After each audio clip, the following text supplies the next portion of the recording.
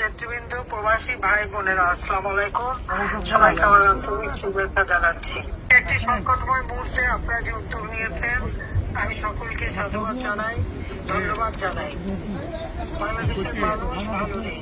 আজকে জনগণের সমস্ত অধিকার কেড়ে নিয়ে, জঙ্গিদের দিয়ে ক্ষমতা দখল করে দেশের মানুষের উপর চরম অত্যাচার নির্যাতন চলছে।